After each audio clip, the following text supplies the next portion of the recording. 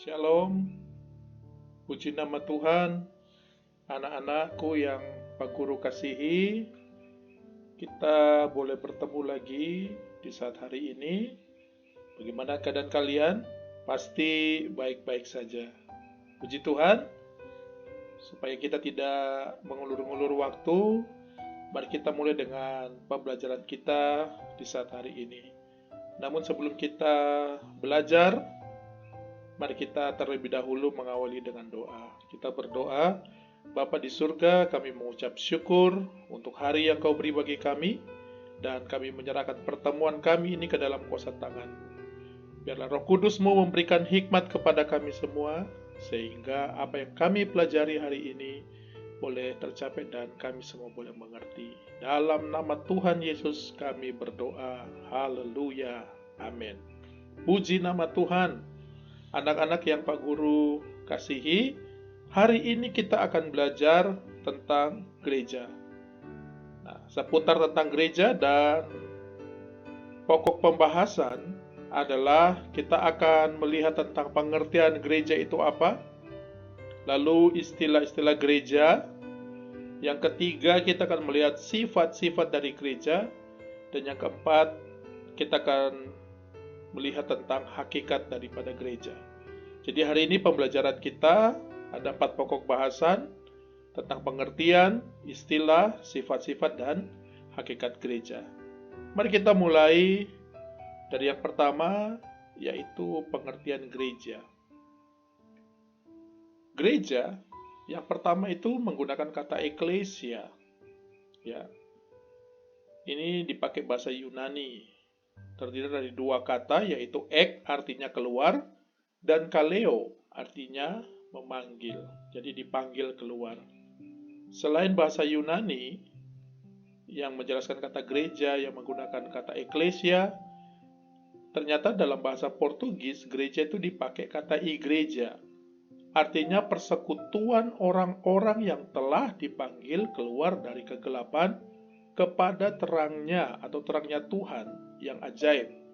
Kita bisa baca di dalam kitab 1 Petrus pasal 2 ayatnya yang ke-9. Selain eklesia dan igreja, ada juga pengertian gereja menggunakan kata kuriake. Artinya milik Allah atau kepunyaan Allah. Sedangkan kerk itu bahasa Belanda atau kirke bahasa Jerman. Lalu bahasa Ibraninya juga gereja itu menggunakan kata kahal, artinya memanggil atau mengumpulkan. Nah, oleh sebab itu dari beberapa kata yang sudah kita lihat tadi, kita dapat menyimpulkan pengertian gereja. Yang pertama itu gereja secara universal, artinya gereja terdiri dari semua orang yang tersebar di seluruh bumi. Kita bisa lihat atau ayat referensinya dari kitab Lukas pasal 17 ayat 20 sampai ayat 21. Yang telah dibaptiskan di dalam Roh Allah menjadi anggota tubuh Kristus. 1 Korintus 12 ayat 13, 1 Petrus 1 ayat 3, ayat 22 sampai 25, dan kitab Roma 12 ayat yang keempat. Selain gereja yang universal, ada juga yang namanya gereja setempat atau gereja lokal. Gereja yang dipahami sebagai kelompok orang-orang percaya yang berkumpul di suatu tempat atau suatu daerah.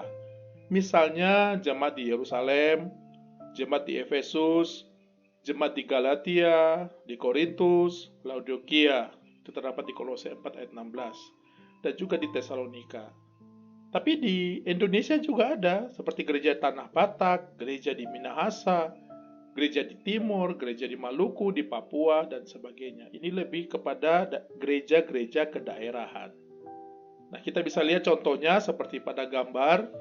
Ini tempat peribadatan gereja yang ada di Bali. Bisa lihat ya, bangunannya tuh mirip sekali, khas sekali dengan bangunan-bangunan pura ya di Hindu. Bahkan jemaat-jemaatnya aja menggunakan pakaian adat atau tradisi yang ada di sana. Nah, itu yang dimaksudkan gereja setempat atau gereja lokal. Nah, kita akan masuk ke yang kedua, adalah istilah dari gereja. Istilah dari gereja yang pertama adalah bangunan Allah. Ini menggambarkan keberadaan gereja, sebab Kristus merupakan batu penjuru dari bangunan ini. Matius 16 ayat 1, 1 Korintus 3 ayat 11, 1 Petrus 2 pasal 2 ayat 6-7. Selain bangunan Allah, gereja juga memiliki istilah adalah tubuh Kristus. Kenapa dikatakan tubuh Kristus? Karena tidak bisa dilepas dari hubungan dengan Kristus sebagai gereja, kepala gereja. Jadi menurut kita agama Kristen Protestan, kepala gereja adalah Kristus.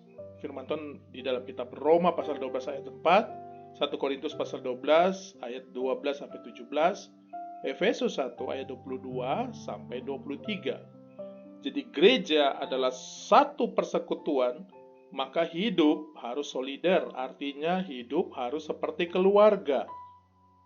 Itu artinya gereja sebagai tubuh Kristus. Jadi tidak memandang kamu organisasi apa, bergereja di sinode yang seperti apa, yang namanya kita tubuh Kristus, kita semua satu di dalam Kristus. Lalu istilah gereja yang ketiga adalah mempelai wanita. Sebagai mempelai wanita, gereja diharapkan setia kepada Kristus. Gereja harus selalu siap untuk memasuki pernikahan kudus bersama Kristus. Yohanes 3 ayat 9. Selain daripada mempelai wanita, yang keempat istilah gereja adalah kawanan domba Allah. Kenapa gereja dikatakan kawanan domba Allah? Karena gereja itu harus taat kepada perintah gembala yang baik. Jika tidak taat akan tersesat. Siapa gembala yang baik? Adalah Yesus Kristus. Jadi gereja kita ini semua merupakan kawanan dombanya Allah. Itulah merupakan beberapa istilah dari gereja. Lalu kita masuk kepada sifat-sifat dari gereja. Yang pertama, gereja adalah persekutuan. Gereja adalah anggota keluarga Allah dalam Efesus pasal 2 ayat 19. Gereja harus memupuk hidup persekutuan dengan Allah. Di dalam pengertian ini, gereja terpanggil untuk menghilangkan segala macam perbedaan-perbedaan yang ada.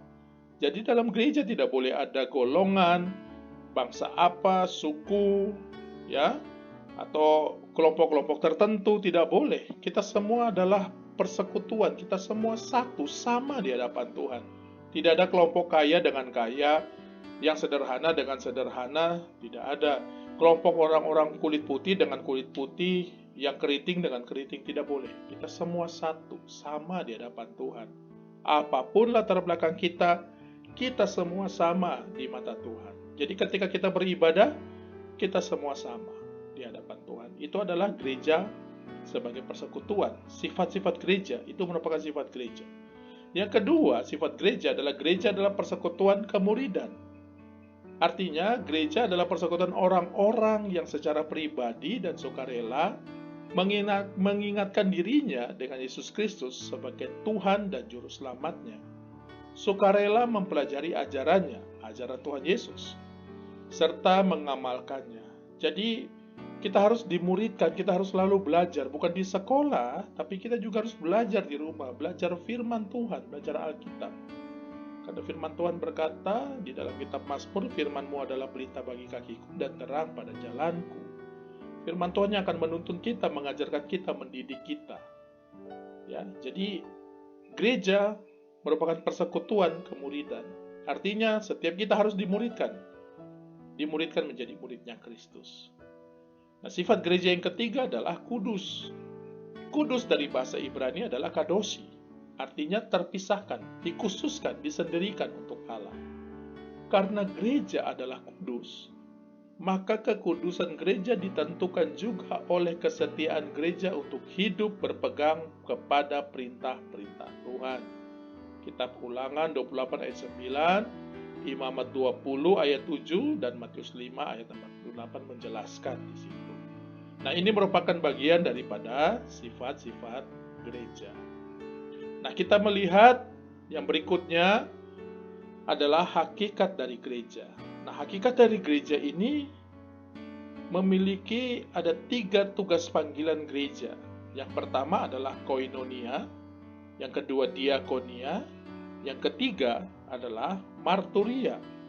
Koinonia artinya gereja yang bersekutu, diakonia adalah gereja yang melayani, marturia adalah gereja yang bersaksi. Jadi, hakikat gereja harus bersekutu, harus melayani, dan juga bersaksi. Nah, koinonia memiliki pengertian persekutuan yang telah dikaruniakan Tuhan harus dipelihara dengan kebaktian. Contohnya kebaktian umum, kebaktian dewasa, kebaktian pemuda, kebaktian remaja, sekolah minggu, ada pelayanan sakramen, ya, penggembalaan, dan pelaksanaan disiplin gereja. Ini merupakan pengertian dari koinonia, artinya adanya persekutuan yang diberikan Tuhan kepada kita. Kita harus bersekutu bersama-sama. Lalu yang kedua, hakikat gereja adalah diakonia. Seperti halnya Yesus datang ke dunia bukan untuk dilayani, gereja pun hadir bukan untuk dirinya sendiri, melainkan demi kepentingan seluruh umat manusia. Gereja jangan hanya berfokus kepada hal-hal rohani saja. Gereja juga harus peduli dengan lingkungan sekitar, dengan dunia yang ada sekelilingnya. Misalnya kita melakukan bakti sosial, aksi donor darah, gerakan kemanusiaan dalam bencana alam, ya, keluarga, diakonia artinya memberikan sumbangan bagi keluarga-keluarga yang kekurangan, atau sahabat masa depan. Seperti itu. Ini merupakan contoh-contoh sederhana dari pelayanan diakonia. Dan yang ketiga, hakikat gereja yang terakhir adalah marturia. Kita telah menerima anugerah keselamatan, berkat, dan kasih karunia Tuhan. Untuk itu gereja mengungkapkan rasa terima kasihnya dengan cara melakukan perbuatan-perbuatan baik melalui kata-kata dan perbuatan. Jadi yang dimaksudkan dengan marturia ini adalah kita mengajar, memberikan pengajaran, memberikan khotbah atau mengabarkan Injil kepada dunia ini. Itulah merupakan hakikat dari gereja.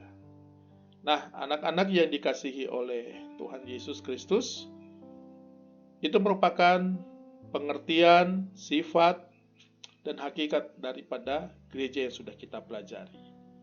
Biarlah apa yang sudah kalian pelajari hari ini menjadi suatu pengetahuan, bahkan lebih daripada itu kalian bisa menerapkan dalam kehidupan kalian sehari-hari. Nanti akan ada kuis yang akan Pak Guru kirim ke WA atau grup WA kita melalui Google Form. Kalian bisa jawab di sana tentang materi yang baru kalian pelajari. Baik, kita akan bertemu minggu depan pada pertemuan berikutnya dengan pokok pembahasan yang lainnya. Terima kasih. Tuhan Yesus memberkati kita semuanya. Amin.